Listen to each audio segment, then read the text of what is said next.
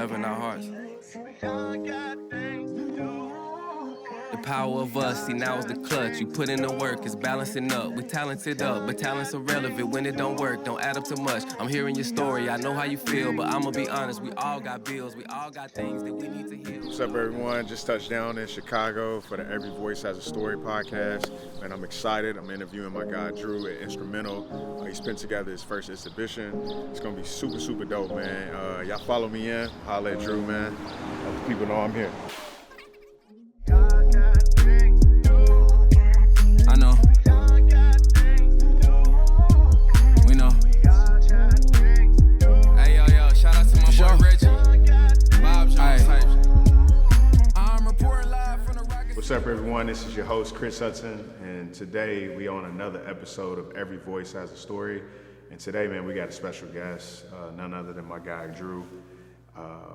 I've been knowing Drew now for at least maybe at least a decade, you know what I mean? Yeah, maybe more than a decade. Yeah. Came across Drew. I think there was someone that had a boutique back in Kentucky, Oneness, and I remember at that time I forgot all about that. Yeah, Oneness. Yep. They were stocking Leaders, a couple other brands too, Doughboy Magic, and I remember coming across your brand. I think maybe they had your brand in the shop, but I'm not really sure.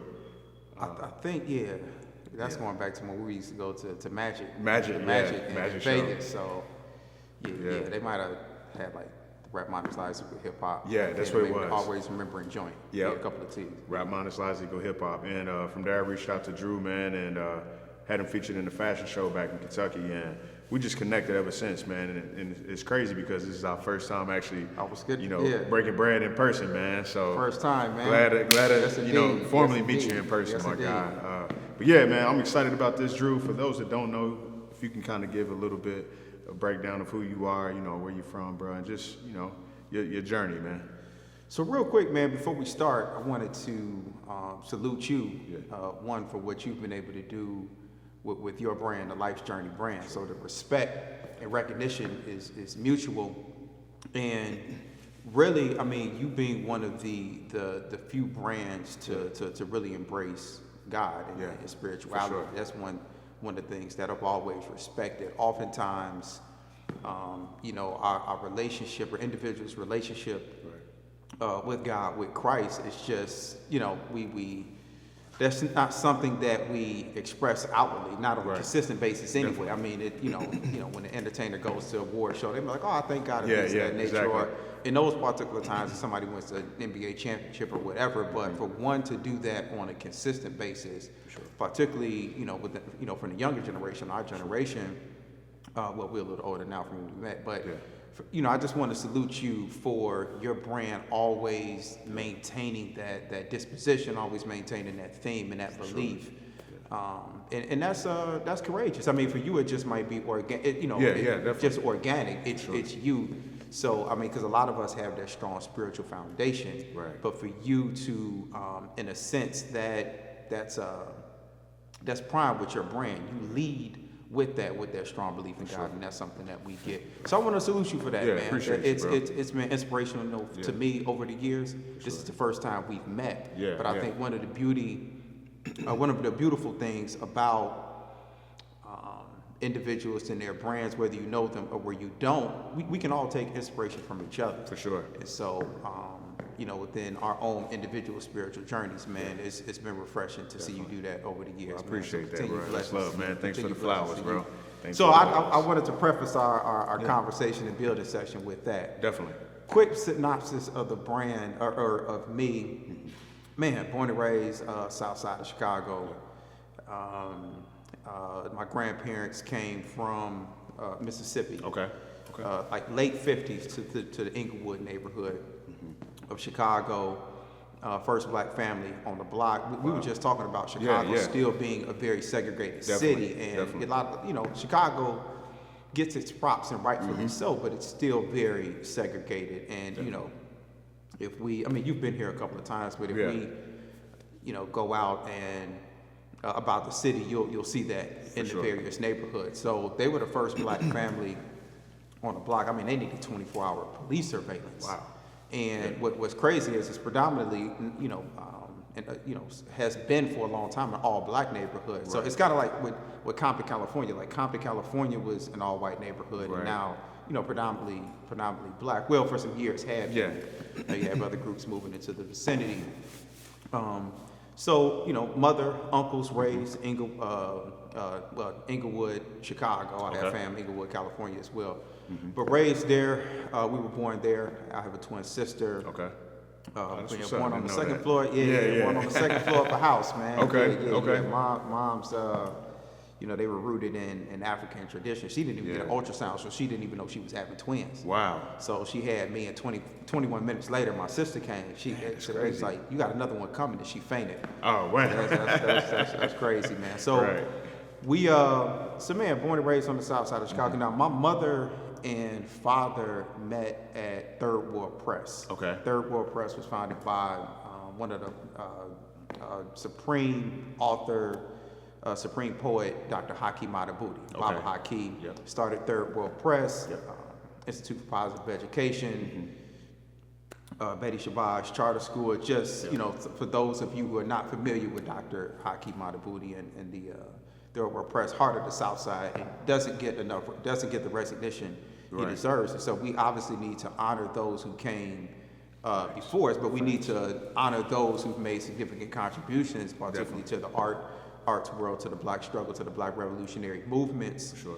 Not only here, but and his name was Don Lee, and then he changed to Hakeem Madhubuti. He actually has a vinyl called Rapping and Reading that I have. I'm actually having on display with the exhibition, Rapping and Reading.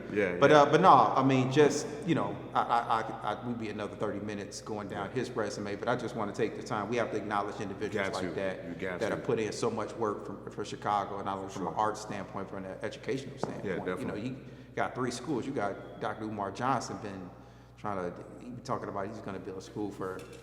I don't want to call out Umar Johnson. No, it don't take that long anyway. I'm not. Yeah, for sure. Anyway, so south side of Chicago, that's where they met. Okay. And my father was from Compton, California, born and raised, DJ Quick song, born and raised in Compton. Okay. But they met out here. He was doing some work with some brothers, but they were a part of kind of the new black liberation movement. Okay. And but that only lasted for a short while. I don't even know if they were married for 3 weeks. He went back to South Central LA. Okay. And so we were out there for a minute, then eventually made our way back to Chicago, and that's where we've been. So fast forward, man, I started the brand back. So I set that up to say, I grew up around that. Yeah. Kind of the black revolutionary movement and practices and things of that nature. And also hip hop. Was a huge fan of hip hop. Yeah. And so around 2007, 2008 is when I started the brand, Instrumental. And, I wanted to be as authentic and organic as possible. Yeah. And so I set up the brand based on those 2 elements. As far as that, I wanted, when I created products, I wanted it to represent, kind of what I grew up on. Yeah, definitely. With hip hop and black history and things of that nature, to put it simple. Yeah. Both things I've been a fan of. So I'm like, okay, if I could create what I'm a fan of, then it's going to be authentic. If the people receive it, then they receive it. If they don't, it's something that I'm still proud of. And so, it's still the same philosophy. Yeah.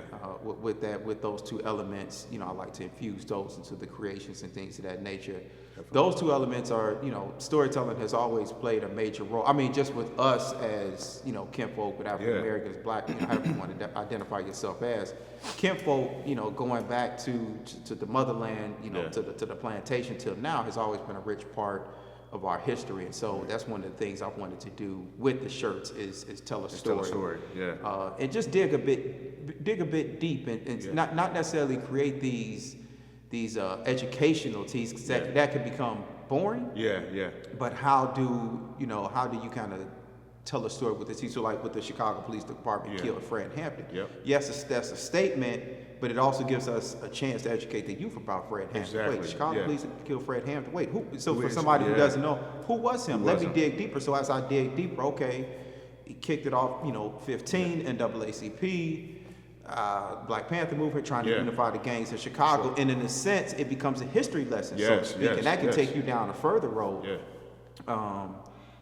Harriet Tubman or Rosa Parks, MLK. Yeah. Let's dig a bit deeper than what the Exactly. history books have told us about MLK or Malcolm, or Exactly. even Emmett Till with the Revenge of Emmett Till, telling the story. I mean, that exists outside of the gruesome and horrific Yeah. pic that we saw after he was murdered. Let's talk about Emmett Till and his impact. Right. What happened after the death? His story just doesn't end with that. Obviously, you want to include his mother, Mamie Till Mobley, and her courage. Right. But that event helped to ignite the modern day civil rights Yes. movement. So Yes. then that storytelling aspect of that history leads into, Montgomery bus boycott, Yeah. Voting Rights Act, Civil Rights Act, 1964, 65. You can trace that, and you can, run that parallel to the modern day civil rights movement, sure. just the stories that come out of that, the people who we can learn about from that. Yeah. So didn't mean to give too long of an answer, but No, that's good. pretty much what I've done with the brand. Yeah. And the tone I've wanted to set with Yeah. that. And I still love telling stories to this day. Yeah. I still have a high level of love for history, still read a lot. And so the brand allows me to do that even as I've transitioned to art and whatnot. That's what I always loved about your brand, Drew, is like, not only was it, fashionable, but the education and the history behind it. Mm-hmm. It was very thought-provoking. So it's more so like, I just remember just wearing the rap minus laws equal hip-hop tee. Mm-hmm. And wherever I went, man, there was always a conversational starter or a conversational piece. And then I think I even got the Fred Hampton piece as well too, but it's just, people admire like the messages and they want to dig deep. And like you said, for those that don't know, it makes them explore their mind a little bit more. And that's what I always respected about your brand, and just the ability to storytell. So with that being said, Drew, do you feel as when you were creating your brand, your vision and your purpose was to educate the people on the culture, or just like what story did you want to tell and get through to people as you were creating your brand? I mean, you hit it on the mark, and to take it back about 30 seconds, when you said conversation starter, for me, receiving a compliment for a shirt or a product that I've created is just as satisfying and pleasing as somebody buying the piece, even if they don't buy it. If it's provided some sort of inspiration, or the number of people that was like, man, I wore this shirt, somebody asked me about it, and it sparked this conversation. I love that, because that was the original intent with shirt. Not each and every shirt, obviously. I've just done some basic, logo tees and things of that nature for branding purposes. But that was the intent. Was to for individuals to be intrigued. I wanted to raise the expectation level of the masses. I think a lot of us, just kind of go along with the get along. So I wanted to present myself as a brand amongst many, or society that's kind of saturated in clicks, cliches, if you will, and empty dialogue. And so, that's one of the things that I set to do from the beginning with the rap minus lives of hip hop. Okay, wait, what do you mean by this? And even if a person relayed the information to the individual who is inquiring about it, even if their understanding of it didn't align with my intended mission of the shirt, it still gives them a chance to build. So you're speaking about music, you're speaking about the culture, and then you're just building with people in general anyway, which I think is one of the beautiful things about life, the exchange with human individuals. With social media, we don't do that as often. Definitely. And so, but that was the original intent to answer the question, and that's been one of the most rewarding things about the brand, is the feedback that I receive from individuals, whether in person or electronically. Right, definitely. So, super dope. And that's what matters the most, man. I think just knowing that you have an impact that's going to outlive you. You know what I'm saying? And that's the blessing behind the storytelling piece, man. So Drew, I was always like just fascinated with art, right? And this is why I flew in. This is why I had the conversation. You got the exhibition coming up, and you were one of the first people I know that I had access to that collected art. And for me, I was just always fascinated with the storytelling behind art, just the way the art looked, and things like that. But I didn't really have a true understanding of, the collecting of art, how to preserve art, how to keep art within art culture, right? Especially if it's a black artist. And I just remember just reaching out to you, man, and you really just gave me so much game on just art in general. And one of the things you always told me is like, Chris, man, you buy what you love first, right? Whatever is appealing to you, whatever you like, you buy what you love, you know what I mean? But as time, progressed, man, I got at least over 40 pieces, maybe 2 originals and maybe 2 or 3 APs. But a lot of it I've learned from you, man. And as I'm sitting here now looking at the collection, man, you have over 200 or 300 pieces. What advice do you give someone that is coming into the art game that's a first-time collector? Because that's one of the things. Now I'm starting to see a lot of people collecting art and speaking about art, man, and trying to create a platform. So what would be the first advice that you would give anyone that's kind of looking to become a collector? Well, one, I appreciate that. Rule number one is buy what you like. Right. But even before that, I like to set the tone in the conversation. And I don't, a lot of times, so before I get to that answer, a lot of times, when I was younger, I didn't go to that many museums. Right. Then when I went to the museums, or even as I got older, it was still this, it was like I didn't belong. It was like kind of, I told somebody the other day, it was like, you walking on a golf course. Like, yeah, I'm here, okay, I see what's going on, but it doesn't seem like I belong. So the museums just felt exclusionary in a sense. True. It felt like, I needed money, almost to just step into the spot so you would see these $1 million pieces. And like, okay, then you might see a black face here, you might see a black face there. Right. It was a conspicuous absence of black faces, if you will, black subject matter. And so the idea of collecting never entered my mind. And so, it was a stuffiness to it. Yeah. And so the thought to collecting, based on that experience never registered to me. But to get back to your question, I say that to say I don't want to come across like the museums came across to me. Right. And so I tell people, when we're building on collecting art, I don't want to come like, I have this collection and a real high. I don't want to come with a high and mighty disposition, if you will. Like I'm trying to talk down on someone because they don't have as many pieces, or talk down on them to say you're doing something wrong because you're not collecting art, if you will. Right. And so I first want to kind of just set the tone. Let this flow freely. Let this flow organically, if you will. And then I'll say rule number one, like you said, is buy what you like. Yeah. Other rules, not necessarily in any particular order, is relationships are key. Right. Super, super key. And so you have, education is key. Educating yourself about, basic things, original prints, things of that nature.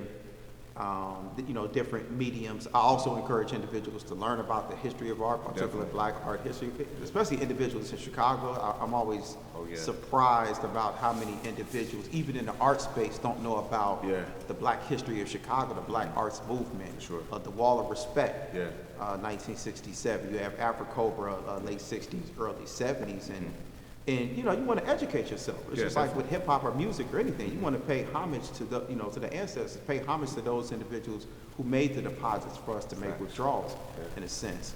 And so history is important. So buy what you like. It's not learning about the history is not a requisite, but I think we owe it to the people who came before us and laid the foundation and made that sacrifice and didn't get the props they rightfully deserved. There was no social media or anything back then. But relationships are super duper key, getting back to that. And that's developing relationships with fellow collectors. That's developing relationships with individuals who work at a museum. That's developing a relationship with gallery owners or individuals who own galleries. And just building a network of other, collectors, whether they be black, brown, whatever the case might be. Now, I'm a lover of all things, but I'm speaking to the black collector. I want that there needs to be more of us. We have, as I always say, we have creators of the work, but are we owners of the work? Right. And I think that that's key. So yeah, we got a lot of people, you know, it's like on a sport, you know, sports, whether that's football, basketball. Yeah, a lot of us on the court of the field. How many of us own anything? And so that speaks to a level of empowerment. Yeah. So that speaks to, you know, to get back to what we were saying, it speaks to a level of empowerment. We have more control of our narrative.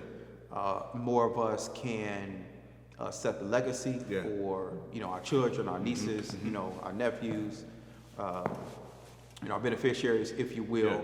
And so it's crucial in so many ways for us to collect, particularly since we have so many magnificent Black artists, past, present, and for sure in the future.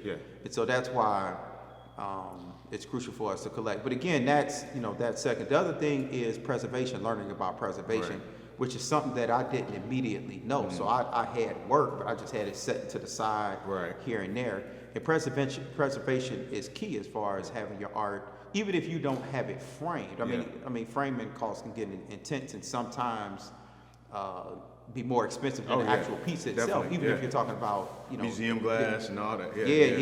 So that's key. So, and again, that goes into the arts education part. But you know, preservation is key as far as having it framed or just having it protected when you're talking about acid-free paper and things of that nature. And even when you're looking at preservation, as far as the temp that you might have it stored at, whether that's hanging in your spot or whether that's, you know, from a storage standpoint, making sure from a climate standpoint that you're good, particularly when you're talking about having your art over a length of time. Because again, this is something, I mean, you might sell, but if you're passing it down or if you're saving it for future generations, you want to make sure that that piece stays as secure as possible and in its original condition as possible. But that's not only art, but that's ephemera, that's memorabilia, collectibles, things of that nature.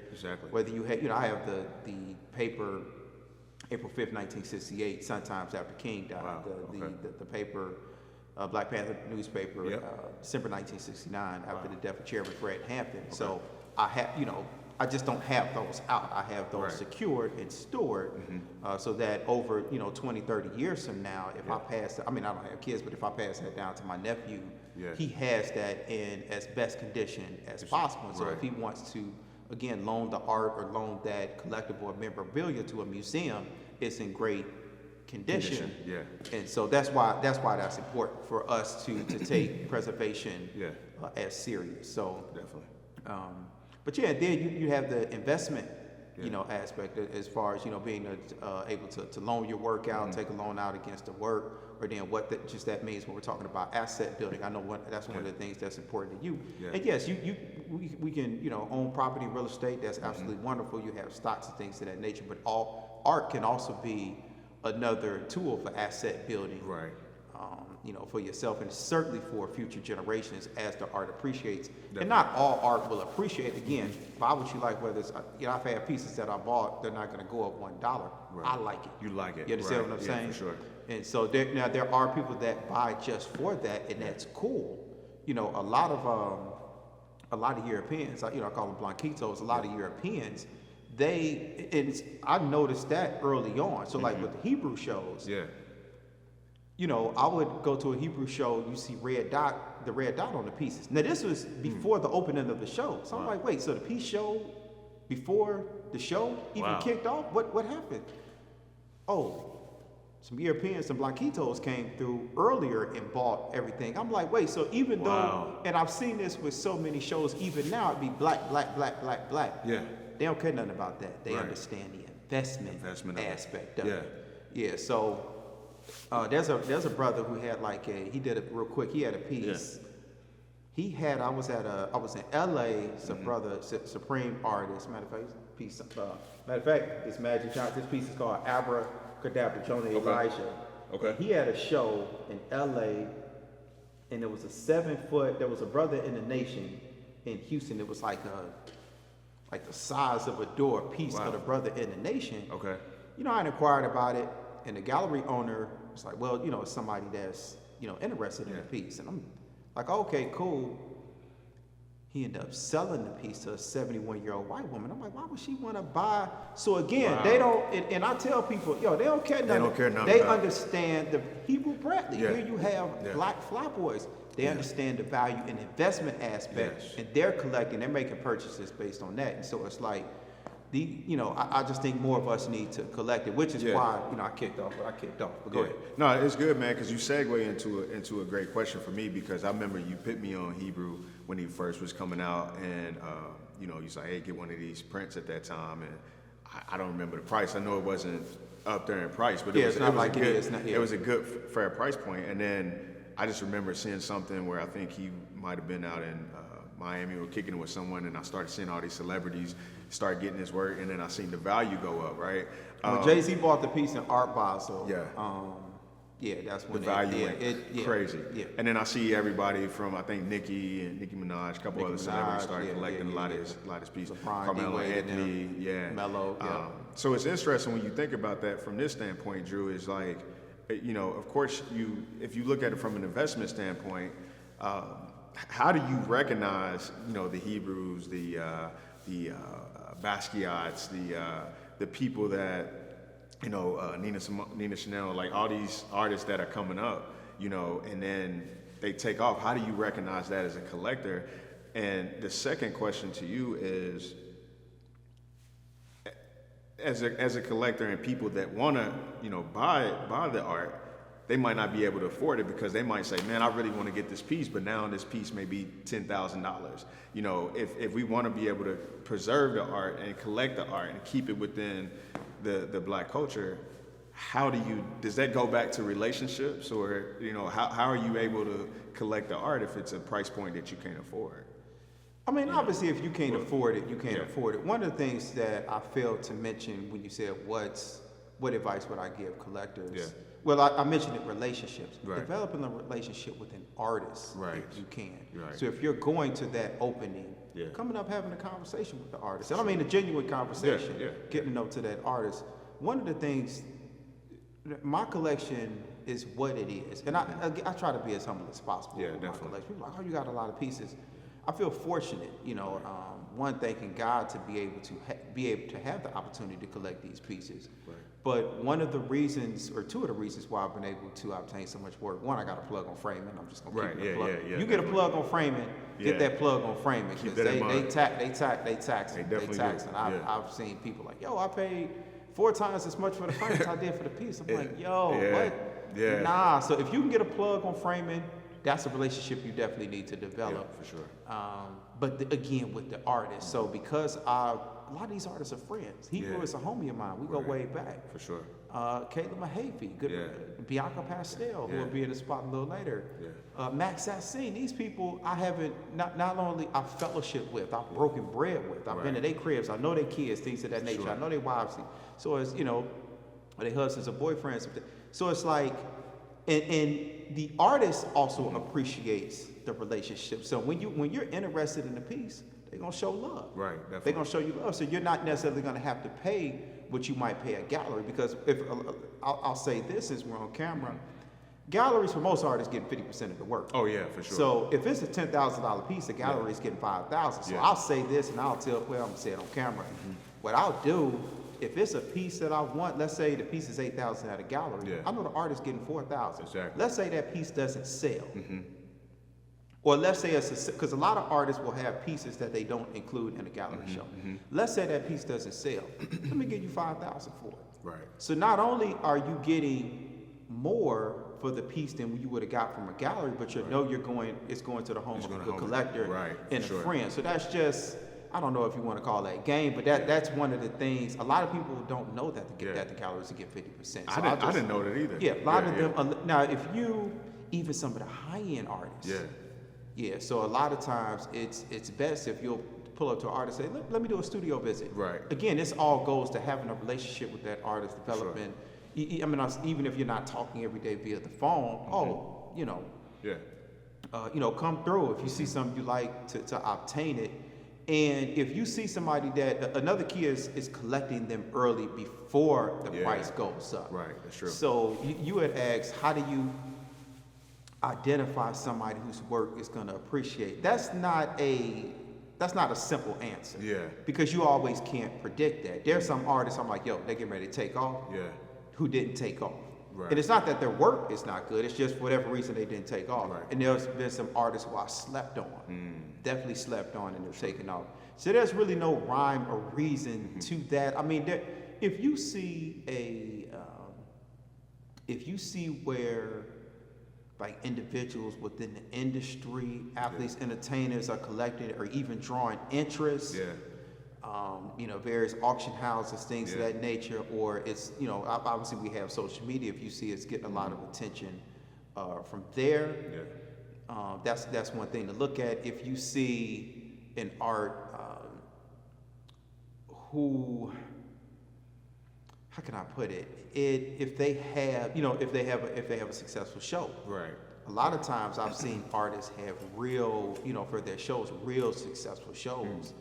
And that can be something that, kind of tips you off. Again, I still go with what I like. What you like. I've lucked up. So again, I'm not going to say, well, I can tell that. Who would have been able to tell Basquiat's work That's would have true. been Yeah, that's biggest, crazy. Who would have been able to tell that? Yeah, So definitely. Would you would have been able to go back at that time in the 80s and say, yeah, this is going to be 14 million? Yeah. Kerry James Marshall. Yeah. Who would have been able to tell that? to tell? So a lot of times you can't. Yeah. And me, I've lucked up to a certain degree with some of the artists who just so happen to have been some of my friends. For sure. But again, there are some things that you can look at. The shows, was it a sold out show? Yeah. And then the interest from the art world. But again, catching it early before the prices get out of control. That's true, yeah. So that's what I noticed about Hebrew early on. This is even before Jay-Z at Art Basel. And I'm like, yo, I'm telling everybody that I know, yo, you need to collect Hebrew. You need to collect Hebrew. Even, I remember he had a show 2013, I believe, I think he did Lollapalooza. Okay. Was that 2016? Maybe. Yeah, but anyway, I remember begging, 2016 possibly when it was here. It might have been, anyway. So I remember, but he had works on paper. Yeah. I remember, it was a show, it was mainly merch that I helped him design. But it was merch, and then it was some works on paper at the front. I'm begging individuals to buy the works on paper. Right. At that time, $650, $850. Yeah. I think the most was like $1,400. I think that's when you told these me. Are now, these are now thousands of dollars. Yeah, People were spending $400 or $500 on clothes. Yeah, it's true. That if you look back now, you probably don't have it. You probably want it, donated, whatever the case might be, where you could have had this piece of art that would have it appreciated in value. And so I don't say that, again, that statement is not ego-driven. Oh, yeah, definitely. That way, but I saw something in him early, along with others. Oh, yeah, I wasn't the only definitely. one, but, and so I'm like, this is a friend of mine. I might be a bit biased, but you need to, and now, look where he is. No, definitely, man. It's inspirational, man, because I do remember you telling me that at that point, like, yo, you need to get on it, and I slept through the cracks, man, and yeah, but it happens, man. Drew, you touched on the history of Chicago, right? And when you think about the Great Migration from a lot of African Americans, leaving the South, coming down to the North, right?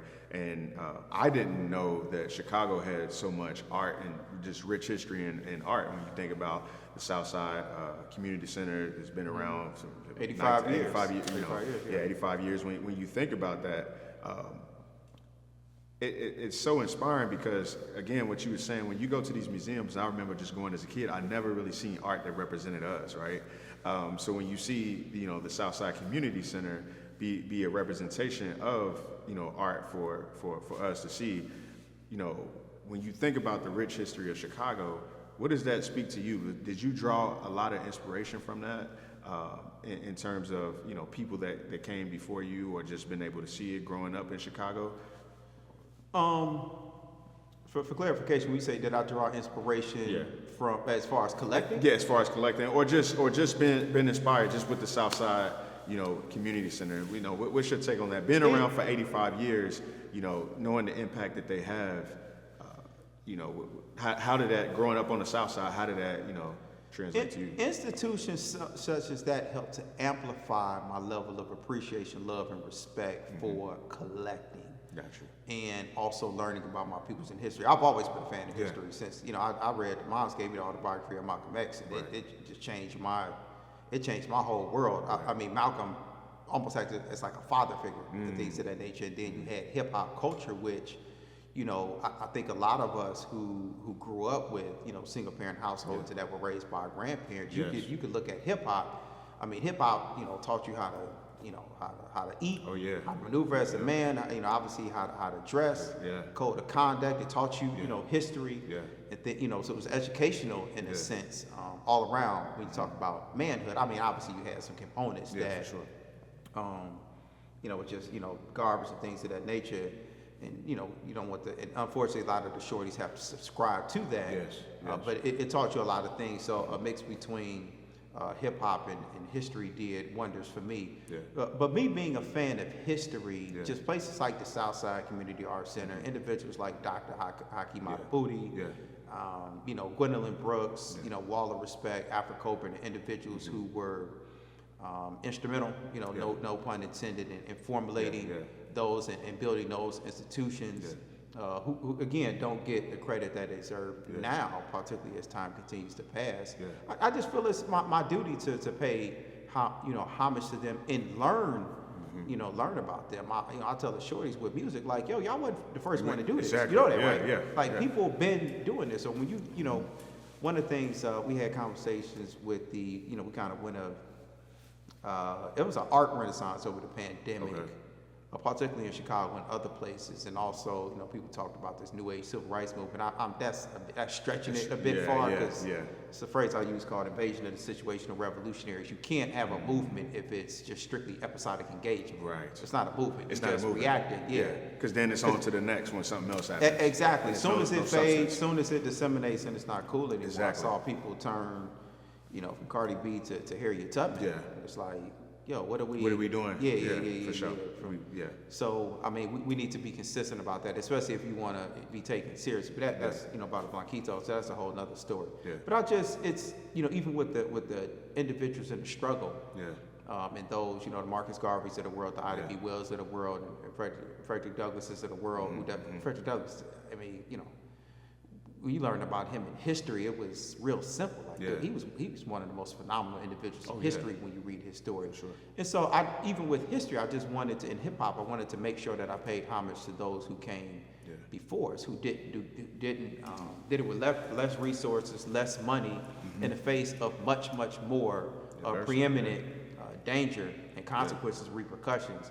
And so, for me, it was really respecting what you put with places like the Southside Community Arts Center, the DuSable Museum of African American History, which is founded by Dr. Margaret Burroughs and Charlie Burroughs, her husband.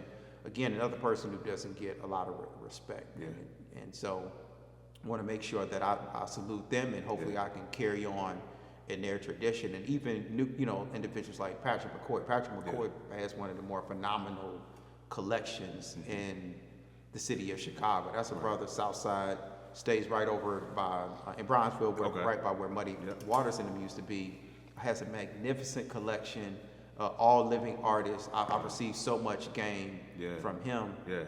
And he's actually going to be speaking on the panel at the, you know, while I'm doing this exhibition. Me and him are going to have a conversation with my homegirl Erica Hubbard, from formerly the Art Institute, now with Bisa Butler and Obama Foundation. So really looking forward to that. I'll just say that as a quick promo. For sure. But even learning from individuals like him, again, and going to the education and development and relationship process has done wonders. And him giving me game and speaking on history, it just helps to amplify. So for me, it's just, I mean, it was already in the wheelhouse of my interests, so to speak. So. Man, it's amazing, Drew, just like listening to you, man, because even from the history standpoint, you don't meet a lot of young brothers that really want to tell the story, pay homage, and most importantly, just educate people around it, right? And I know you have just the fascination, even with the Emmett Till. I remember you just pushing that out maybe a decade ago, Drew. Why did that? I always wanted to ask you with the Emmett Till, why did that speak so much to you? Because you was really advocating, you know, and I think just bringing a lot of awareness to people. I mean, of course, it's national news, people seen it or whatnot, but it's like you took it a step farther in terms of just really educating the people, man. Even myself. And what kind of like drew your interest? Is that because of the roots with, you know, was it your grandfather or someone from Mississippi, or where did that? My mother told me about Emmett Till. Emmett Till was 14 when he died. Murdered, assassinated in a sense, Yes. brutally, horrifically. And my mother told me about Emmett Till at 14, right around the same time I read the autobiography of Malcolm X. Yeah. And I didn't learn about Emmett Till in school. Wow. They didn't teach me about him in school. They gave us a little bit of Rosa Parks, Yep. and they gave us MLK. Yep. That was safe, I later found out, wait, MLK was much more rebellious than Yes. this, y'all. Like, they didn't talk about Malcolm like that, really. And you might have heard about Frederick Langston Douglass in the Hughes, Civil War, Langston, Yeah. real surface, Thurgood Yes. Marshall, all wonderful individuals. I'm Yes. like, yo, I want to learn about the rebels, Nat Turner with the burner in a Yes, sense. yes. I want to learn about the rebels and whatnot, and the Marcus Garveys of the world. Why you not telling me about Marcus Garvey and what he was trying to do? Right. And or even really engage with the whole of Malcolm, Right. in a sense. Right. So many others I can name. Why you not telling me about Fannie Lou Hamer? You understand what I'm saying? For sure. And not just giving me the names, but their contributions to Right. the culture and civilization as a whole. Exactly. Fred With Hampton. Emmett, Chairman Fred, they learn about Chairman Fred. Why am I not learning about Chairman Fred Hampton? This is a brother who died at 21. Look at his impact that he made at 21 years 21 old. years, crazy I impact, wasn't yeah. doing a thing at 21, and certainly, So, I mean, it's, which is part of the reason why they had to take him out. Yeah, they had to, yeah. Well, wanted to take him out, if you will. And, they tapped his phone at 15. That's what he was. That's one of the things that I don't want to get off on a tangent with the film, like Judas and the Black Messiah. It was cool, but Fred Hampton's life was interesting enough. You could have just told the story about Chairman Fred. Yeah. You didn't have to focus on the brother who William O'Neill. The person that sold him out. Yep. You didn't have to focus on that, but it is what it is. With all respect to the brothers that made that film, I'm glad the story was told. Definitely. Yeah. So, but with Emmett Till, going back to that, I was always a fan of history. And so my sister ran into Wheeler Parker. So Wheeler Parker, I'll try to make this real quick. Yeah. She hit me. She was like, "Man, Emmett Till cousin." I'm like, "Wait, what?" I'm at the gig. I'm at work. Yeah. I'm like, "Wait, what? Which one? Which one?" She's like, "Wheeler Parker." So a lot of people think Emmett Till went on a train by himself from Chicago, Mississippi. No, he went with Wheeler Parker and Mose Wright, his great uncle and the grandfather of Wheeler Parker, went down Money, Mississippi. Okay. And so went to his church. He was a pastor of a church out there in Summit or Argo. I said, "Man, me and he, did the Revenge Emmett Till. Yes, Emmett with a gun, but it's not in the literal sense, but in the metaphorical sense. It's a fight for the invisible fight for justice, so forth and so on." So okay, because I was hesitant how he was going to take it. Yeah, right. So he was like, "You know what? I would do it, but the person you really want to talk to is my cousin. My cousin was in the bed with him when they snatched him in the early morning hours of August 28th of 1955. I'm like, word, fast forward, we did a 3-hour interview with his cousin, Simeon Wright. Now, he was already in Mississippi with some others. Okay. Simeon Wright was a deacon at the church. They were here. They were here, okay. So, after Emmett was murdered, everybody had to get out of Dodge. Got you, okay. Yeah. Wheeler Parker left the day after, and he only left the day after because there were no trains going back. Wow. Everybody got out of Dodge either a few days after the murder or right after the trial. Wow. See, I they didn't had know to get that. out of Dodge and relocated to the Summit and Argo area.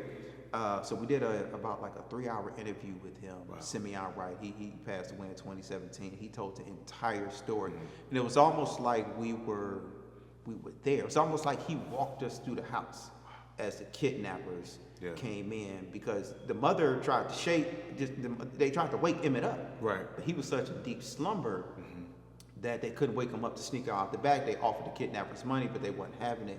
And he started off the interview saying, and I started off the film, I did a film, self-funded film, just off the love. I wasn't trying to, just because I'm such a fan of history. He said, when I woke up and I opened my eyes, I saw two white guys. One had a gun, one had a flashlight. Man, dude, it was so deep, we had to stop filming like 2 or 3 times. Wow. But just the visual of him saying, they took him out the truck, and I remember them asking, it's just a boy.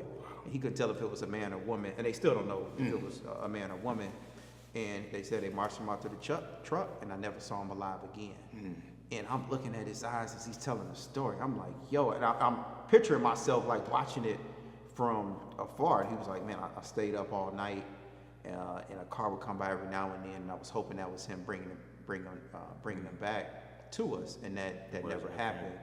And so I got a chance, fortunate enough chance to interview him. And he didn't do a lot of interviews. Yeah. I interviewed him. Wow. National Geographic interviewed him, but he just took a liking that I was interested in. I knew so much about the story. That story, yeah. Not again for the death part. Yeah. I think a lot of times we focus on the tragedy part, and that can lead to trauma bonding and things of that nature.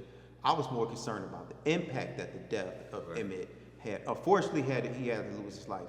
Unfortunately, George Floyd had to lose his life. Yeah. And so, but what happened after that? Emmett was murdered August 28th, 1955. They found the body August 31st, 1955, 3 days in the Tallahatchie River in Glendora, Mississippi. After that, they had the trial in September. Late November, November 27th. T.R.M. Howard, a brother, when you get a chance, Google T.R.M. Howard. They don't talk about him. Matter of fact, was out of Mount Bayou, Mississippi. And sorry for a long story, but just context. Mount Bayou, Mississippi. And they mentioned it in the Sinners movie. Yeah. I like that they dropped Mount Bayou. Yeah. Mount Bayou was an all-black town. Okay. T.R.M. Howard was a brother, had a hospital. This is 1955. Wow.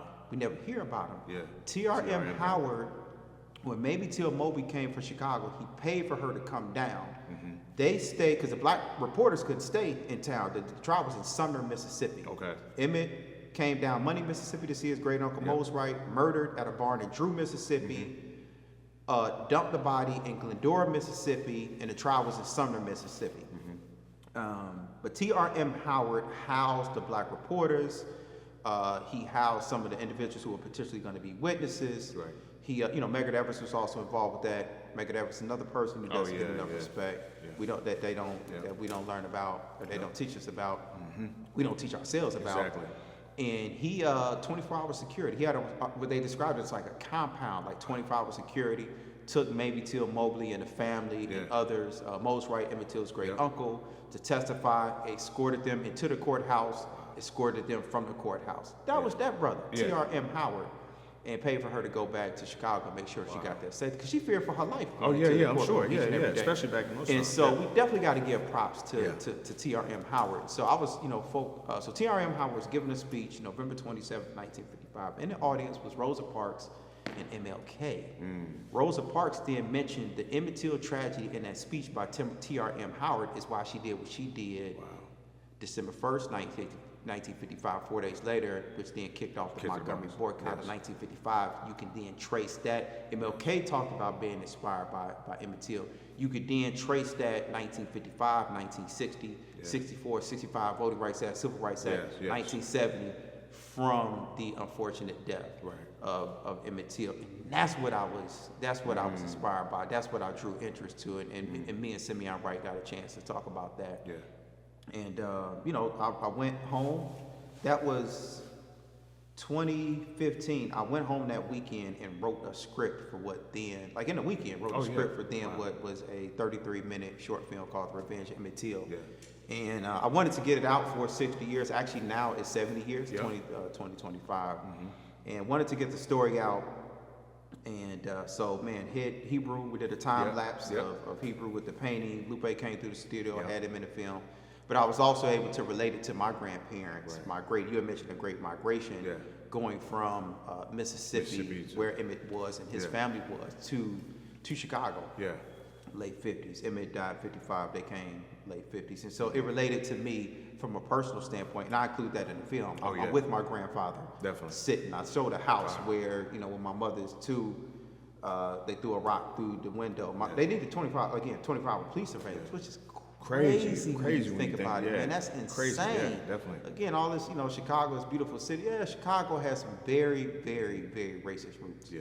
Very racist roots. So I'll celebrate the city, but with an asterisk, if you will. And so therein lied the I don't want to say fascination, but the interest with Emmett Till, based on the deaths, certainly unfortunate, but the impact that it had on the modern day civil rights movement. Yeah, definitely. And because if he had they put a 70-pound fan that he got from a cotton gin around his neck. They didn't plan for him to come up, but if he didn't come up, he just would have been another black body in another river in Mississippi. And I salute those individuals who who were instrumental in that. Obviously, maybe Till Mobus, certainly for her courage. Oh yeah, definitely. Things of that nature. But we need to learn about those unsung histories because speaking to being proud of our culture and heritage and Black pride.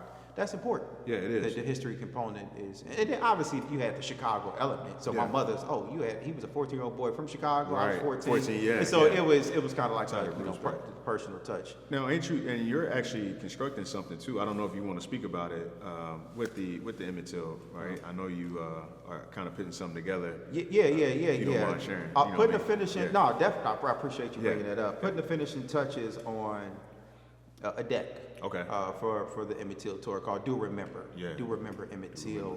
And last year for my B-Day went down to New Orleans, Louisiana, and when I had the interview with Simeon Bright, he was like, "Yo, promise me you gonna get down to Mississippi." I'm like, "Yo, Mississippi, huh?" Oh yeah. I remember going down there with my to see my grandparents that were in Natchez, Mississippi. It just felt like it was like a different world. I'm like, yo, it was coming from Chicago. Even now, when I went down, 2024, I'm like, it was like time stopped in 1991, and they just remained in 91, 92. But and I'm not trying to call out Mississippi, but I'm just telling the truth. It is what it is. Right. So this year for my birthday, I said I wanted to go down and take a trip. Okay. And go to the various sites where Emmett Till was. So went down to Money, Mississippi, and the location of the house where they kidnapped from. Yeah. Went to the church where his great uncle preached at. Wow. Okay. They called him Mo's Right, where he was like a part-time preacher at. Yeah. And the store where the incident took place where Carolyn Bryant really whistled at her and everything. So went down there. Then went to Drew, Mississippi, which is the barn where they tortured Emmett Till. Wow. Now again, Money, Mississippi has less than 100 people. In 1955, it had less than 300. Less than 300. That's why they was able to probably find them so quick. It's less than 100 people. You would think that, but the town got such a bad rep after that. Yeah. So, Chris, as we're out there, all you heard was the insects. Wow. It was crazy being out there, man. Yeah. Went to True, Mississippi with the barn. I mean, it was. Here's the barn where they killed Emmett Till. They're out like they're fishing, kids running around, playing around. I'm like, yo, what? So then went to Glendora, Mississippi. Okay. Glendora, Mississippi is where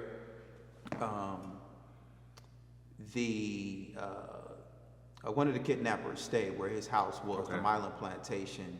And that's where they dumped the body in the river in Glendora, Mississippi. So went there, and it was just eerie because you get there, and they have a sign. It's actually a bulletproof sign now because they've shot it up 3 times. Oh, wow. White supremacist group and things of that nature. And you didn't walk down to the approximate location. Okay. Yo, it was so emotional. I couldn't even, like, I was talking about it now, my words get kind of broken in a sense. But, I talked about that. And so, even in Money, Mississippi. So after they tried to bury him on the same day. Yeah. Like they pulled the body from the river and tried to bury him on the same day. And literally, when he was buried, they actually dug the hole in the ground. Yeah. And they pulled up. The family was getting ready for the funeral. Dug the hole in the ground. They stopped it at the last minute. Emmett's mother. Somebody got in contact with Emmett's mother from Chicago. Yeah. She called one of the sheriffs. Yada, yada, yada, and they stopped that whole thing. Otherwise, we would have never heard, about Emmett Till. Yeah. And then to Sumner, where the courthouse is, where the trial took place. So, I'm like, I want to bring people down here. So the same reason why I was inspired to talk about his impact. So, not to make a long story short, that's what the deck is. I'm setting it up, trying to raise funding because I want a group of individuals to meet me in New Orleans, Louisiana. Take that 4.5-hour trip from New Orleans to the places in Money, Mississippi. I'm giving them commentary on what took place, talking about the historical figures that were involved with it, but also, again, the focus is the legacy. Yeah, definitely. And the life, he didn't die in vain. For sure. In a sense. And so that's what I want to speak to. And then we'll come back, make it a day trip. We'll have like an artist talk the day before. So it'll be a 2-day experience. So, God willing, praying that comes into fruition. Yeah, definitely. So a little bit about that. Do you think you're going to probably try to make that happen next year? Maybe? I want it to happen this year because it's 70 years. If it's going to happen this year. We're going to declare. We're going to declare it's going to happen this year. And So hopefully I'll be disseminating some information soon. Okay. About that. So Count me in, man. We definitely gonna be there, man. And I said Jackson is closer to money, but Okay. it's not that much going on in Jackson. Respectfully speaking, then people have to take a connecting flight because people have to pay for their coming down and even lodging to a certain degree, but all other expenses. Gotcha. I want to be able to take care of, and that's what we're raising funds for. Okay. So no, we're definitely lighting because for the first time there'll only be like 40 seats. Yeah. Okay. Because I don't want it too big, and we're gonna take that bus and get into some history. Yeah, Get into some man. history. Drew, man, I think that's amazing, bro. Like man, much love to you, bro. We need more guys like yourself, man, because Appreciate it. sometimes, it's interesting because I was talking to a gentleman and my barber actually, and we were talking. And I was like, man, the world's just getting so crazy, man. There's so much going on. And he said something to me. He said, Chris, if good people stop having kids, the world will be an evil place. And it never really resonated with me until like you get out here, you start living, and you see like it's so much evil out here. But it's also good too. Yeah. But you need the good people like yourself, man, to tell those stories and let people know that, because that's something I need to educate my son on. Given the fact that he's 16, it's like that's something that he should know. And sometimes things get swept under the rug. Going back to what you said, if he would have been able to go down in the river, you would have never known it. You know what I mean? It would just been one of those things where people. Or if they would have buried him, yeah, they didn't intercept that last minute. Yeah, and you think about that, man, and you think about the impact of what it would have caused on other people. And sometimes I look at it from this perspective too, Drew. Sometimes people are not necessarily motivated unless it's something tragic that happens, right? It's almost like, unfortunately. Yeah, and sometimes you hate that it happens like that, but when you see tragedy or something strikes, it like ignites people, you know what I'm saying? And some people that they may draw from that and really just keep beating at the path and keep leveling up. But then some people, it goes back to what you said, they'll be moved for a moment and then it's on to the next, right? Yeah. So I admire you, bro, for being able to stick it through and be able to, tell those stories and be able to be consistent, most importantly, at telling those stories, because sometimes, again, it gets swept under the rugs, man. And you never know who you impact, knowingly or unknowingly, you know what I mean? Right. And for me, it's a love affair for Black history. And so I'm not doing it again. My mother raised me to be humble, so I never want to come across as like, oh, I'm talking this, this or that. It's like, no, we're all, we're in this thing together, and that's how I like to operate and flow with life. But you made a good point of tragedy. I was talking with Lupe around the time of when we were discussing Emmett Till, and he used a phrase which hit hard: tragedy is the hero. Tragedy is the hero. Unfortunately for us, we're so reactionary that it's like we only want to get to it, or we only want to get active if a tragic situation happens. And that's why I use the term evasion of the situational revolutionaries. If you're a people, particularly in our position, if you're at the top, cool. Yeah.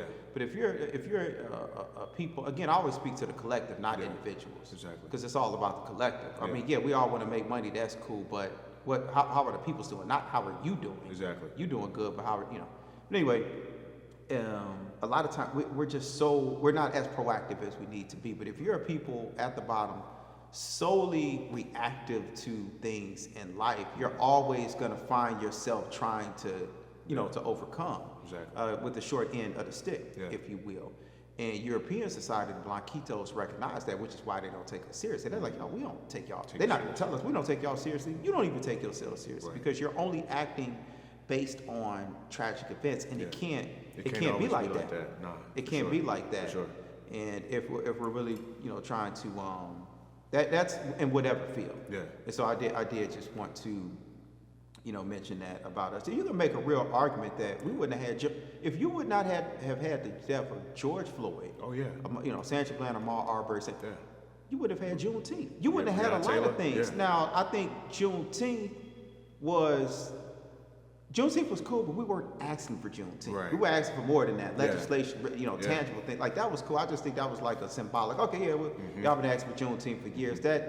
to me, and I say this with all due respect, because I'm doing something for Juneteenth here. Oh, yeah. There's really no power in that. What power is that? I mean, yes, white guilt led to black dollars and things of that nature. Why do we need that to happen though? Why do we need white guilt or them feeling bad? And a lot of individuals benefited off of that. Yeah. But why does tragedy need to happen for that?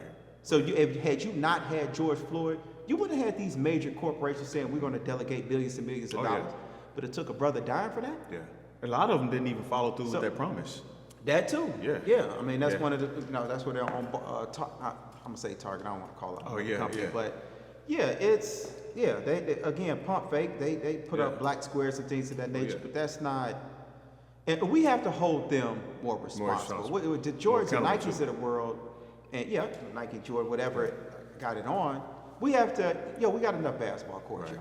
Yeah. Y'all need to give us something permanent. If I was making those who was making those calls, you need to give me a hospital. You need to give me a school, something that's going to exist outside of the weekend. Yeah, definitely. The backpacks to the kids, we've made y'all billions of dollars. I'm gonna need for you to give the community something back. It's like we shut them down. Yeah. Chuck D, our public enemy. I like Nike, but wait a minute. Yeah. The community supports to put some money in. Yes. So I like you, but I need you to. Can y'all give us some game on financial literacy and stocks? Can you tell the shorties, okay, I spent $100, because we got a metaphysical attachment to these brands. Yeah, you got the shoes. Can I teach you about investing in things of that nature? And so, or is it about just you solely making money? Yeah. And you sporadically engaging with the communities with these things that are not long lasting. You get an artist to do a mural in the spot. Where's the empowerment in that? To whom, I mean, based on what they can do, I'm not saying it doesn't have any impact. It's good for the community to see certain things, but it's low-hanging fruit. And we let them get away with that. Yeah, it's capitalizing off of the culture, man. And I think it's funny you said that, Drew, because when you think about it from a creator standpoint, right, when you look at these companies such as Nike was out, right? But we all know Nike wasn't Nike until Michael Jordan signed with them. Exactly. Instantly took the company to another level, right? And then you think about it from all these other black athletes that came after Jordan that skyrocket these Bo Jackson. I mean, all of these players, and it's interesting. Deion, so many, Yeah, but it's interesting, Drew, when you think about just LeBron, you think about even from what Ye did with Adidas, like when you think about all these companies from, making money off of our backs, we think about, we need to demand more. We need more within the community. We've made them billions and billions and billions of dollars. What you giving the community? Right.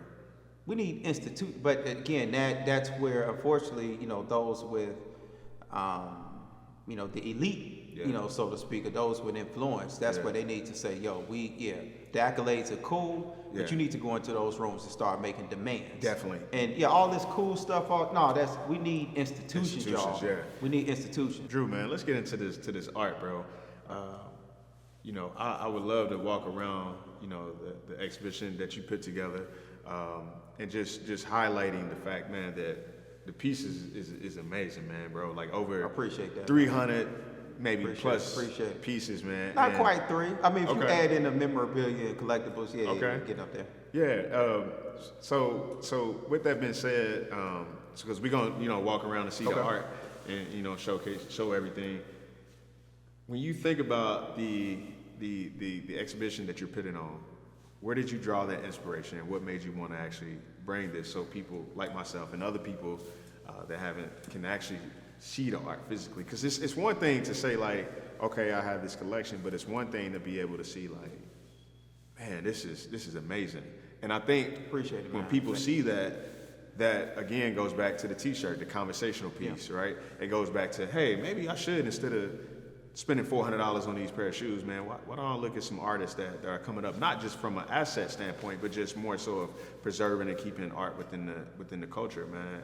And then also you're inspiring the artists to keep going too, because I think that's a fact that nobody never really touches on, because it's like you could be a dope artist, but it's one of those things you still got to have that support, that moral support, that dollar support behind you to kind of keep the dream alive. You know what I mean? But yeah, bro, if you could just speak on like, the event that you got coming up and just the inspiration behind it. Well, man, first, appreciate the complimentary communication. To get to your last point, Elevators, Andre 3000 said, I moved to the beat like you moved check to check. if you don't move your feet, then I don't eat. So we like neck to neck, and so and we didn't come a long way like them slim back cigarettes from Virginia. Yeah. Anyway, that's speaking about the relationship between the artist and collector, which is important because we're helping each other out. Right. We're helping each other out. Yeah. If I'm collecting your work, that elevates you economically. It elevates you, socially as well in a variety of ways. So I just think that's a crucial relationship to have, and I want people to understand that. Listen to me now, believe me later on. The exhibition, I'll get into the meaning behind, speaking of Outkast, that's a line from Cell Therapy, Cujo Verse 1 off Goody Mob's Soul Food album, which actually 30 years came out in 1995. I also like to play with anniversaries and things of that nature. Yeah, definitely. So a lot of, people would come to the crib, or when I would post stuff, they'd be like, yo, you gonna open up a gallery? And I'm like, Look, I respect the peoples and the homies that have had galleries, that do have galleries, that work at museums. I just didn't want that level of responsibility. Right. Yes, I think with my relationships, I could do set up programming and shows for a year or two, but you have to look year 3, year 4, year 5, so forth and so on. Definitely. But I'm like, you know what? I definitely wanted. I would, if I had the opportunity. And I had the space, and I got a little bit of money, then I would do a show exhibiting my artwork. And so that's what I'm doing. Gotcha. And I don't know if it was DJ Jazzy Jeff or somebody was saying, man, you wanna empty out the tank. And Hebrew, in a conversation with Hebrew, he was not a conversation we were having, but in an interview, he spoke about emptying out the tank, and I really believe that is, you want to get it out. I don't want to be on my deathbed with too many coulda, woulda, shouldas, if you will. If it's dreams or aspirations that you have and you can make them happen, it's one of the things that you've had. You had a dream and an aspiration. You making it happen. You're going to continue to make it happen. It's going to live on. Right. If you have that, get it out. Yeah. If you can, within reason. Right.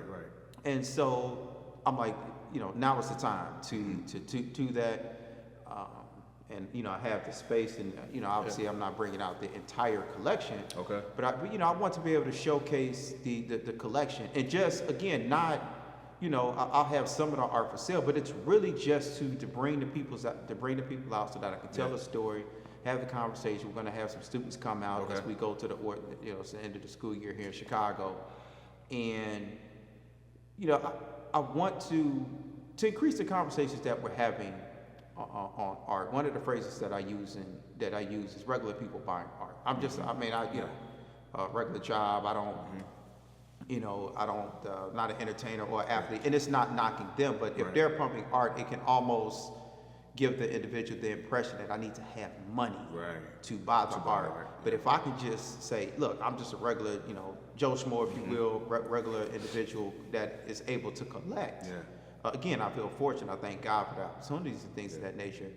I think that can resonate a bit more because there are more of us than there are individuals, entertainers, and athletes. Exactly. But for them to spend I ain't spending $25,000 on a piece. But for them to buy, I've seen it. I've seen, $8,000 here, $10,000, $50,000 here, which is a beautiful thing. Yeah. It's commendable and respectable, and it's definitely certainly wonderful for the artist for that transaction.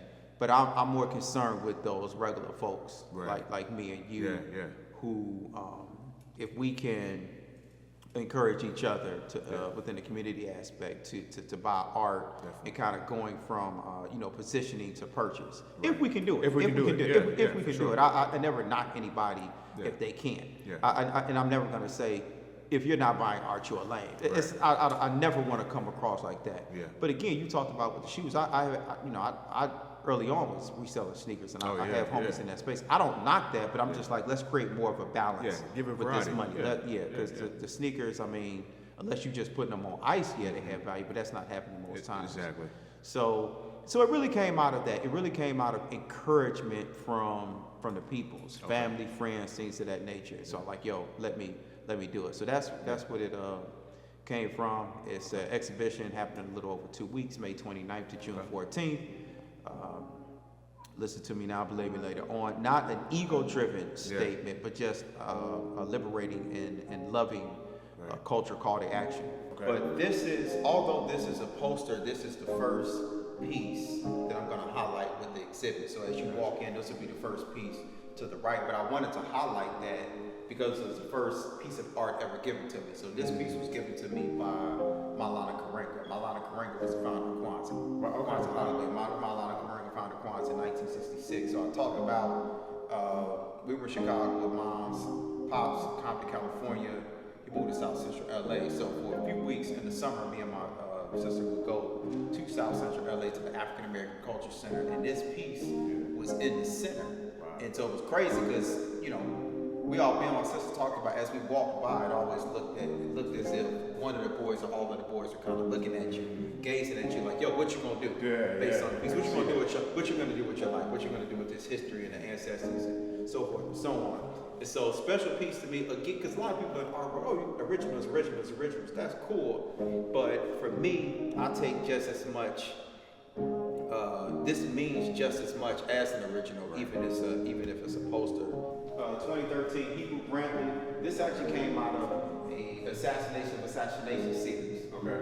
And so the assassination was, again, we talked about us always being reactive. Yes, in my mind, when I was starting a brand, I'm like, man, what if I reimagined those events in history? Like, what if we were proactive? So what if we got them before they got us? Right. So it's supposed to be a 4-part series. So and so we got to 3 or 4 parts, and then Hebrew blew up, and the 4th part was supposed to be Malcolm X. Okay. Audubon Ballroom. He was assassinated. But this was the 3rd in the series, and so the first was the assassination part 1 with Martin Luther King. Okay. Showing the guns pointed towards James L. Ray, even though I don't think James L. Ray killed him. I think he was shot from below. Yep. That's a whole nother story. But it's them 3 minutes before he was assassinated, pointing guns. The second was JFK, Dallas, Texas. It's them pointing guns before, again, not necessarily being reactive. The 4th was supposed to be, again, Malcolm. The 3rd was Emmett Till, but we changed it. Hebrew was like, you remember J.D.'s Revenge? I'm like, I don't really remember that. But J.D.'s Revenge was a black exploitation film with Glenn Thurman, who played it, Cooley High. Okay. And so that's what this is based on. And so if people Google J.D.'s Revenge, you'll see. So I'm like, yo, the Revenge of Emmett Till. Again, Emmett with a gun, not, advocating slaughter, not advocating death, but being that, not in the literal sense, but this metaphor for the invisible fight for injustice, as I mentioned earlier. And so for me, it was just a beauty to reimagine, like, man, what if Emmett got some get back, if you will. The beautiful thing about art is it speaks to or it highlights the possibilities of what could be. So I didn't want to show Emmett dead. I wanted to show him alive. I wanted to show him getting revenge on the Klan and the individuals who murdered him, Roy Bryant and J.W. Milam. Roy Bryant being the husband of Carolyn Bryant, who lied on him in the store scene, things of that nature. So it's taking it from, the men beating him to him there recovering it, grabbing a hold to the white guy, beating him up with the gun, things of that nature. So it's called The Revenge of Emmett Till. So that's the original piece, Hebrew Brantley. And this is a study piece. A lot of times, and I'll say this to collectors, even if you can't get the original that an artist has done, see if you inquire about the study piece, because a lot of times they'll do study pieces, and you're still getting the original for a better price in a sense. So because he was the homie, I'm like, yo, let me get the study piece to 8.5 by 11 of The Revenge of Emmett Till. And here I'm gonna put towards the opening of the show, I'm gonna put the picture. I'm actually having it framed now. The picture of me and Simeon Wright. Wow. Emmett's cousin. Emmett Till's cousin. So that's gonna be dope. That's that piece. That's that piece here. So, love that piece too, man. Proactive. One of my favorites. Objectively speaking. Right. Lupe, man, long time homie of mine, signed promo for his album, Food and Liquor. This is actually his art right next to it. But I was at work. I remember leaving work, going to Virgin store. It was a huge record store downtown Chicago on Michigan Ave, and had him sign this for me as well as the CD. But this was on the day of the release. Day of the release. So it's an incredible album too, by the way. Oh man, phenomenal album. And that's speaking objectively. That's speaking objectively. Yes. So a gallery style on purpose. This room, I then wanted to bring individuals and to engage with the full array of pieces. So this was set up salon style. Okay. And then in the center here, gonna set up like a concept type living room experience, if you will. Okay.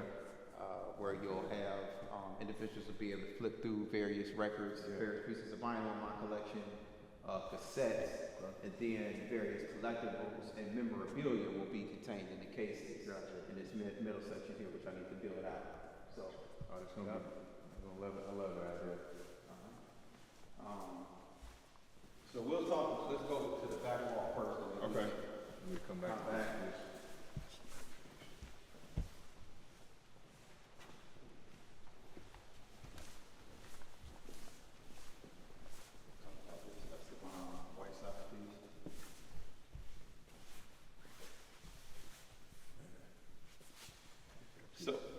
So one wait till. Oh, you wrote. So man, one of my favorite artists, brother by the name of Esteban Whiteside, out of DC, and this was his original here. And what it highlights is Craig Hodges' visit to the White House, 1991. I actually puts the date on here, October 1991. So you know when teams win championships, they would take White House visits. Right. And so Bush was in the White House at the time. The Bulls went, and he actually delivered directly to George Bush, the president, a hand-delivered letter protesting to the administration, or expressing his discontent with the way that the poor and minorities were being treated in the USA. And again, went to the White House, you know, everybody else had a suit on, Jordan and all them. He went with a dashiki. Wow. And shot at Jay. So this is from an actual picture. And so it's like Common, what Common said, pro-black like Craig Hodges, but my dashikis in the cleaners. Yeah. That's a lyric that was one of my favorite lyrics. But that's where that lyric came from. Wow. And so, man, that's why, again, with me, when I look at pieces, obviously, like I'm not necessarily a fan of abstract work like that, not knocking anybody who is, but I want pieces in my home that speak to me, that have substance, or can tell a story. I can tell I can engage with it myself, or I can engage with brothers or individuals such as yourself, and I'm giving that piece of history, because I'm not only telling you about this incident that happened at the White House, I'm telling you about who Craig Hodges was and what he did. Craig Hodges from the crib. Went to school in the south suburbs in the rich east. This was 1991 he was doing this. This was way before Colin Kaepernick, not to knock Colin Kaepernick, but you had some individuals that showed bravery and courage long before that, and the shorties need to know that. When you look at the Chris Jackson out of LSU, then turned him out, Mahmoud Abdul-Rauf, and the courage that he had, not, praying during the national anthem, in protesting the way that America was treated. This speaks to a different level of courage. Athletes don't even want to do this now. For sure. This is way back in 1991. Craig Hodges wrote. He asked Mike again. He won the championships with Mike. He asked Jordan to then confer with Magic Johnson to protest the 1991 NBA Finals. After the beating of Rodney King. Jordan brushed it off, and it is what it is. And so, again, when we speak to honoring those who came before us and honor us, the rebels and things of that nature, we have to tell the story of Craig Hodges. Because how many times do people bring up Craig Hodges? They didn't even bring up Craig Hodges when they were talking about Colin Kaepernick.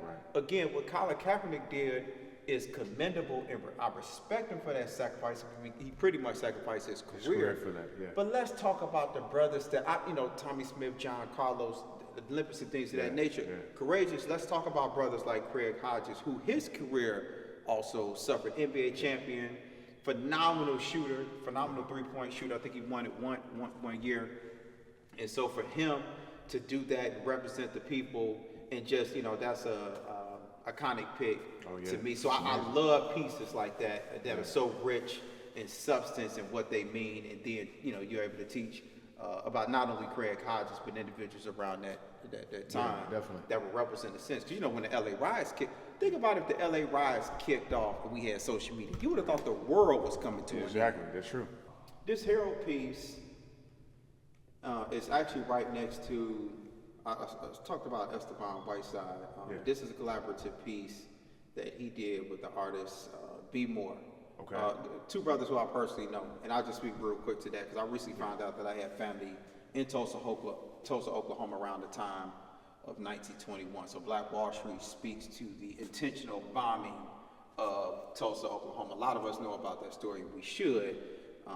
You know, speaking to the level of Black brilliance in the form of business and community that we had at that time. So I'm speaking about this Harold piece, but just wanted to note that real quick. Harold Washington, first Black mayor of Chicago. My mother volunteered for his campaign when she was a teenager. She told me the whole story about when he was elected. They danced they were in the streets of Inglewood dancing, say no stopping us now, but by the group McFadden and Whitehead. Wonderful piece. Paul Branton, again, I'm talking about relationships with artists. This Paul Branton knows me, my sister, my mother, and so you develop a friendship with these artists. And I have two originals that highlight the Mayor Harold Washington. But yeah, first Black mayor of Chicago, 1983, unfortunately passed away too early. But again, pieces like this gives us a chance to, Harold Washington was the first Black mayor of Chicago, but what else? What did he do? And so it gives us a chance to speak on his legacy in a real way, in a more comprehensive way, something that can really, in which the youth can capture internally and captivate and hope to inspire them. Also have, in another room, the Chicago Defender magazine with him on the cover, his original, headshot. I just wanted to highlight that particular piece, Harold Washington and his contributions to the city. Yeah.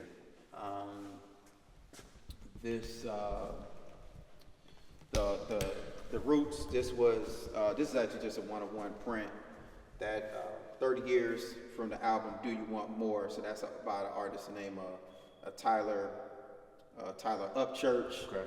This is the original promo poster, October 25th, 1997 for the Million Woman March. Again, it's not necessarily an original piece, but again, memorabilia and collectibles. I actually got that from my good friends Kiana and Jana with Black Market Vintage in Brooklyn. We talked about the DeSable Museum of African American History on the south side of Chicago, founded by Margaret Burroughs and her husband Charlie Burroughs. This is a print meaningful to me from actually 2005, so 20 years. But this is a print of DeSable. Gotcha. And so again, we hear about these names, but let's engage with, from a more comprehensive way, who was John Baptiste DeSable. So one of my favorite pieces. Is that Basquiat and Warhol? Yeah, this is Basquiat Warhol. Talked about Hebrew, again, not only a good friend, but I've been an objective fan of his work for a while. This is from a show that he had. I think the name of the show was Eat Crap King. I actually can't remember the name. Forgive me, Brew, but I can't remember the name of this piece. But yeah, Basquiat and Warhol, and then these are the two sculptures around that time. He did small, kind of mini head sculptures, because he had created larger sculptures of the Flyboy. So he did with the same show. I think this is 1 of 5. This is 1 of 1. The Basquiat joint. And so for the show, I wanted to set these pieces up and display them together, for the show. Love that piece too, man. I know you highlighted a little bit in there. The Abracadabra piece. Yeah, Magic Johnson. So, phenomenal piece. Yes. Phenomenal artist. Even you talked about, do I own the Nina Chanel? I do not. I cannot afford Nina Chanel. Props to the people who can, but another person I can't afford, but who I love, is Bisa Butler. And there's there's various ways to support artists outside of buying it. Yes. I have a love for art, so just because I'm not able to acquire a piece doesn't mean I can't show you respect. So Bisa Butler, this is just a basic print. Yeah. And this is the a photo of her drawing of Questlove. Questlove, okay. Wow. From the Roots. Yeah. A Vision in the Hereafter. Listen to Steve Wonder on the Quest for Love, like the proceed drummer. So, so I got that. My homegirl Erica Hubbard, who's kind of like an unsung hero in the Chicago art scene. Everybody in Chicago and beyond should know about her. But she works with Bisa Butler, so she was able to have Bisa Butler. Well, I've met her, Johnny Butler, her husband, fantastic individuals, and she was able to have me. I was able to get those signed by Bisa Butler, which adds to the value. Amazing. Of those pieces, even though them by themselves are not that much. Love this piece too. Man, Harmonio Rosales, actually from here. I think she's now in LA. Wow. We all know Jesus was black, and if we don't, we should. And so I love now this is the print 15 to 20. I'm not sure as the original, but I mean, her art, and she did something for Nas, for the King's Disease album, I think. Okay. And so, phenomenal artist. I do not have an original from her, but nonetheless phenomenal. Just the original Jackie Robinson piece by the artist Dave Choate. Okay. Collage piece. This is actually the most recent piece I bought by Nisha Logan. It was originally part of a group show here in Chicago. I don't have a lot of collage work. This is actually maybe only the third piece that I have. Okay. But absolutely phenomenal. Yes. Again, the pieces that speak to me. If I'm in my home, that can inspire me. That can contain substance that are a bit more heavy than just engaging with white walls and things of that nature. This is. There's so many pieces I can think of. I'm trying to figure out. This is the original wanted posters for Angela Davis and Eldridge Cleaver, Leroy Eldridge Cleaver from the FBI. J. Edgar Hoover and the FBI was set, particularly J. Edgar Hoover was set on dismantling the threat of any what he considered black messiah. And the Black Panther Party, Angela Davis, Eldridge Cleaver, and others were right in that scope. So he, infiltrated them. Infiltrated, he was the one responsible in a sense for Fred Hampton's death. Set that whole thing up. Chairman Fred, and he was just set on destroying any threat to, again, what he considered the black messiah to European society. So those are the wanted posters. This is homie Hakeem with the shirt that I created. We talked about the Chicago Police Department killed Fred Hampton. Photograph of my guy Emmanuel Camacho, known as Manny Real. This is the old mural. It's now a new mural, but I wanted to highlight this because it was a impactful shirt for me. I'm actually doing a remix version of this shirt for the exhibition. But this is on the west side of Chicago. So this is right next to a liquor store. We actually shot a video on the same day, but captured him. In that, this is a piece, AP of the second generation by the phenomenal artist Elizabeth Catlett, 1992. Wow, Elizabeth Catlett. Elizabeth Catlett, I just came across her work, man, yeah, honestly, a couple of days ago. Yeah, super supreme piece, supreme piece. This is another one of my favorite pieces. He had a longer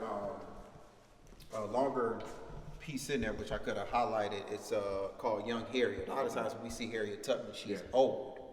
I said, no, Langston, I want you to imagine Harriet Tubman with the gun when she's a younger Harriet. Right. And when, she was getting it cracking as far as freeing us, for lack of a better way to put it. Mm-hmm. Same size piece. But this is a piece from his very first show called Pigs Eat Donuts. From a show he had, it was called, what was it called, When People Could Fly? That was his last show.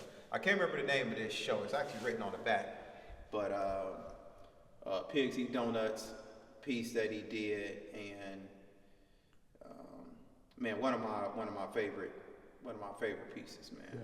It's original too, right? Yeah. It's an original. It's an original. Yeah, just the way he creates even the text, not particularly in this piece, but in the Harriet Tubman piece, the text that he put surrounding some of his pieces, I just love, man. And so, obviously you have some, I have 3 cousins that are part of the police force, and so it's not to excoriate all cops, but we blacks in America have had a history of unprovoked violence at the hands and death at the hands of law enforcement. So that piece speaks to that level of disgust and filth. Yeah. And we think about pigs, we think about them being, disgusting and filthy. So anytime you will take a man or woman's life, particularly in the line of duty when you're supposed to protect, I have to equate that behavior with a pig. So again, that's why you have highlights of the pig. Pigs eat donuts, cops donuts, that whole thing. So, yeah. I keep going. Love that piece, man. If you want, man. Another one of my favorite pieces. I talked about the collage piece when I talked about the Nisha Logan piece. This is by Rachel Crouch. That piece is also an original by her. What I like about this is she did like a series of 7 or 8 of these. Again, another good friend of mine. Yes. When we're talking about relationships and things of that nature. Rachel Crouch, she did a piece where she took different elements. Again, you have the Black Panther newspaper. Took different elements and pieces from Fred Hampton in newspaper, working that in with the medium, a little something different, and setting up a collage. So I can't remember all of the publications. It's literally like 7 different publications that make up this collage, man. Again, this is, I'm actually surprised she used this for this, because this is a rare paper to have in a sense. I actually have this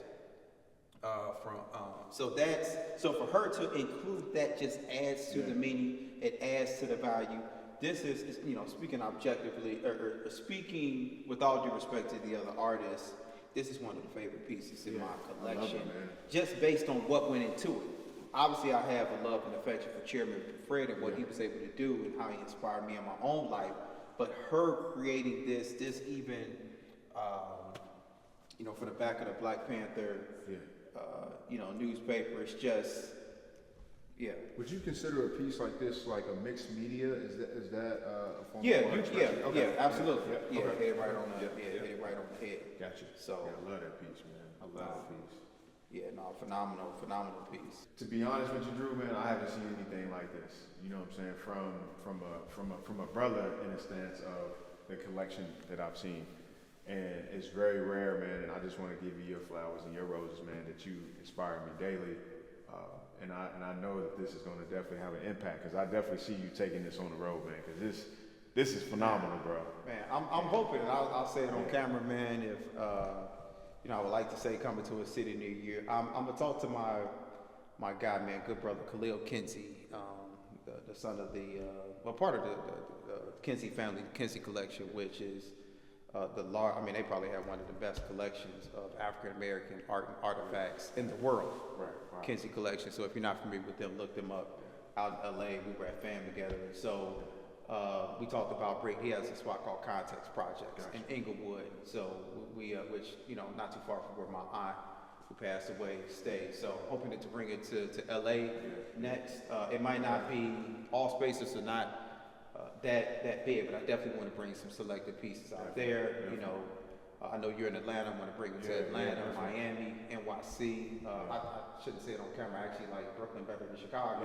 But NYC and some other spots, even Canada, to bring it out there. But no, listen to me now.